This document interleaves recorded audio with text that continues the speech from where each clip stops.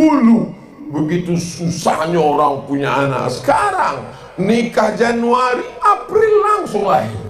Melahirkan anak meregang nyawa.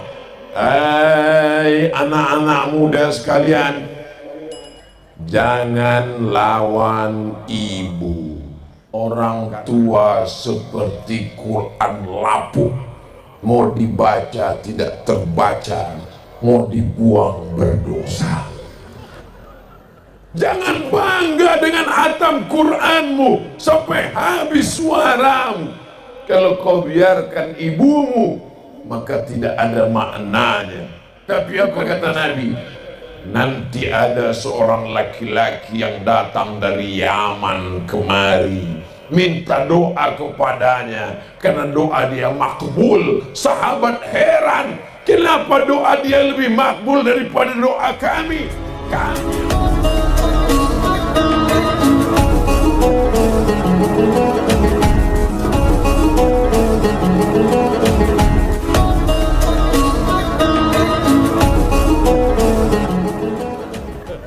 Jamaah yang dimuliakan Allah Subhanahu wa Ta'ala.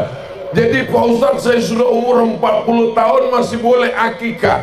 Menurut mazhab Syafi'i, Imam Nawawi dalam kitab Al-Majmu' Syarah Muhazzab, sudah saya tuliskan dalam buku 37 masalah populer. Saking banyaknya jamaah yang bertanya, boleh akikah setelah umur 30, 40, 50. Besok beli kambing potong untuk akikah, undang tetangga, kawan, sahabat, makan silakan. Yang nggak mau makan kambing, kasih telur ayam. Yang nanya-nanya, ini apa ini? Kambing apa ini? Gak usah tanya-tanya, makan aja. Saya takut makan kambing. Baca doanya, Bismillahilladzi la yadurru ma'asmihi syai'un fil ardi wala fis sama. Ku sebut nama Allah, satu pun tidak ada yang mendatangkan mudarat. Apalagi di Lamandau ini, maka tidak ada kambing yang mengandung kolesterol, karena di sini semua kambing mengandung anak kambing. Jemaah yang dimuliakan Allah Subhanahu wa Ta'ala. Jadi boleh saya akikah Pak Ustadz? Silakan akikah sebelum kurban. Akikah untuk diri sendiri, mengalir pahalanya untuk orang tua, karena sudah melepaskan satu ibadah almarhum almarhumah, dan bapak ibu juga dapat keberkahan. Dan itu nggak ada apa-apanya dibandingkan dengan harga kita. Andai bayi tabung, saya tanya jamaah yang buat bayi tabung itu, Ustaz Somad, boleh bayi tabung? Boleh. Syaratnya Pak Ustadz, mohon maaf, beribu maaf, ini karena ilmiah saya jelaskan.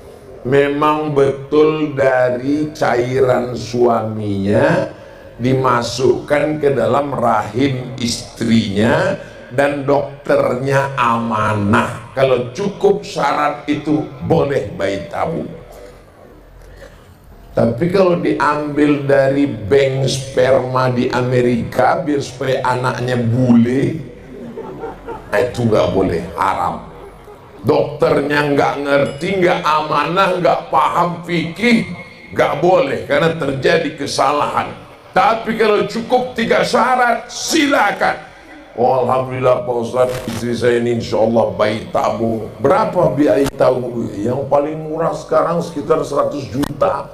Itu pun tabung-tabung second lah.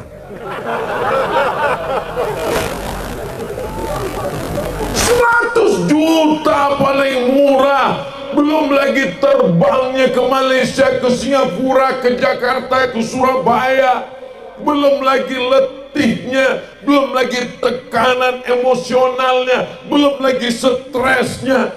Ini dikasih anak, nggak mau akikah, begitu mudahnya lahir, akikah, berkurban, bersyukur kepada Allah. La in syakartum la azidannakum. Dulu begitu susahnya orang punya anak. Sekarang nikah Januari, April langsung lahir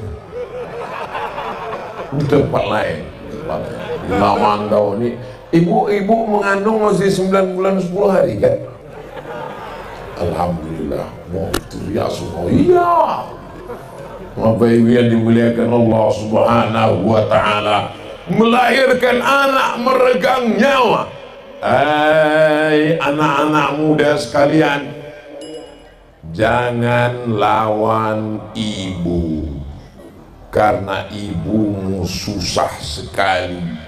Di saat engkau mulai ada bersemayam dalam rahimnya, maka hormon di tubuhnya tidak normal, berpengaruh kepada penciumannya. Semua diciumnya bau, suaminya pun bau bangkai.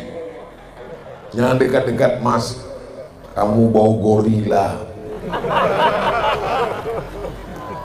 Begitu kau mulai membesar dalam rahimnya, maka rahimnya membesar, menekan usus, dia makan tidak bisa kenyang.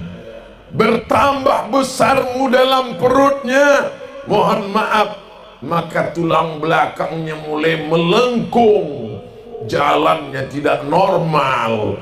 Orang yang kurang ajar mengejeknya ketemu di jalan, kukira kura-kura. Jangan lawan ibu. Kalaupun dia marah, cukup kau diam.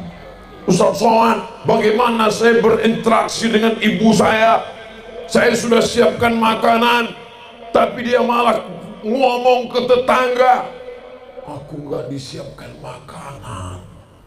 Saya belikan dia baju mahal hari raya, dipakainya baju sobek-sobek. Anak saya nggak belikan baju. Orang tua seperti Quran lapuk, mau dibaca tidak terbaca, mau dibuang berdosa.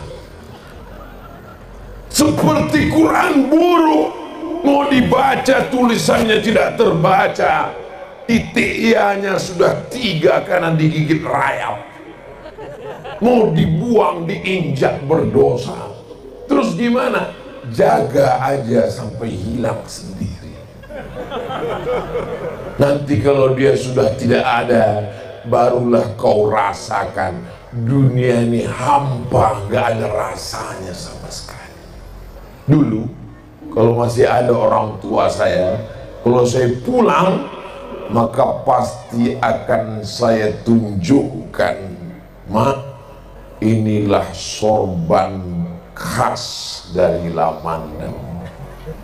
Saya pasangkan ke lehernya. Kalau saya dapat cincin, saya pasangkan ke tangannya. Saya cerita, saya tunjukkan foto. Tengoklah Mak, ramainya orang bersolawat di Lamandau itu, luar biasa. Sekarang mau cerita kemana? Cerita ke istri Pak Ustadz. Betul, tapi rasanya beda guys. Maka yang masih punya orang tua, pulang dari sini, cium tangannya, berikan makanan yang paling dia suka, pakaian yang paling dia cinta.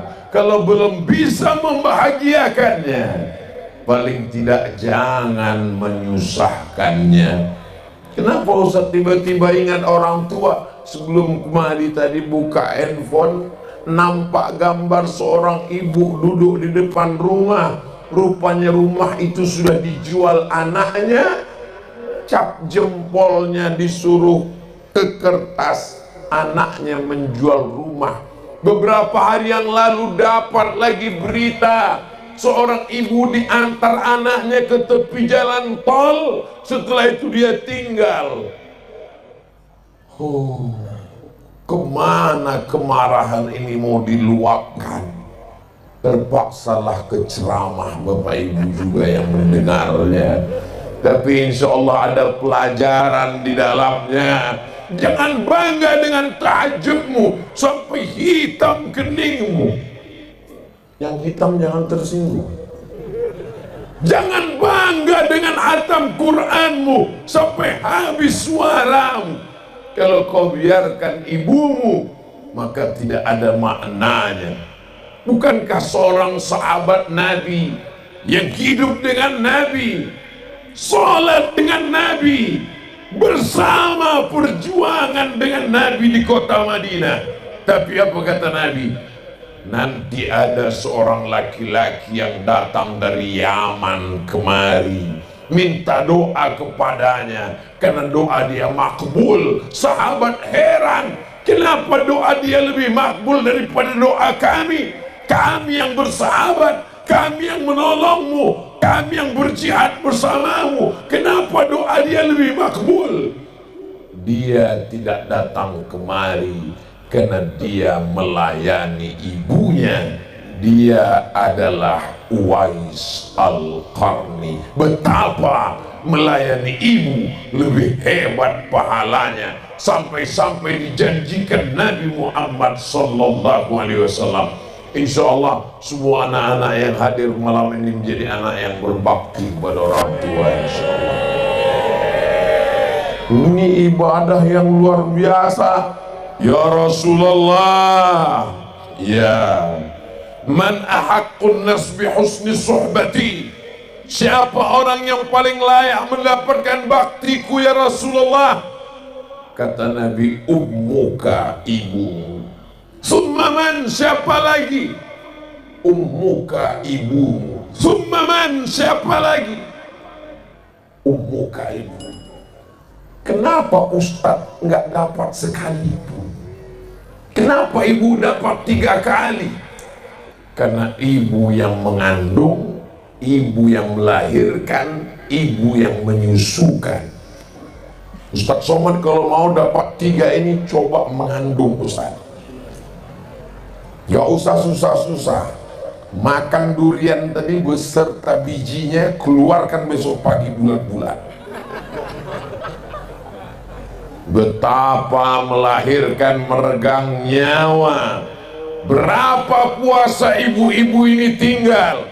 Ini perlu diceritakan ke anak-anak kita, karena anak-anak ini menyangka dia lahir ke atas dunia ini mudah saja, tak pernah dia merasakannya.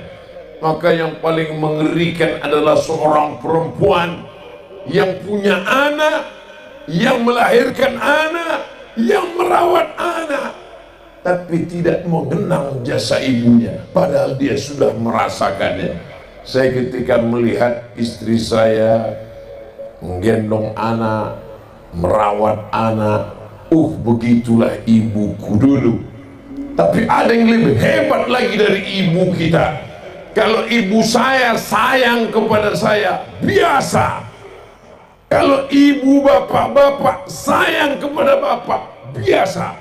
Tapi ada yang luar biasa. Seorang ibu membesarkan anaknya, melahirkannya, menyusukannya, mendidiknya, memasukkannya ke sekolah, dikuliahkan. Setelah selesai, diberikannya kepada kamu, guys. Inilah ibu-ibu yang luar biasa. Dan Pak Bupati Lamandau, Pak Indra Lesmana, betul, dapat dua-duanya. Ibunya ada, ibu mertuanya ada. Ustadz kok tahu? Beliau kan ngasih tahu tadi. Beruntung dan bertuah.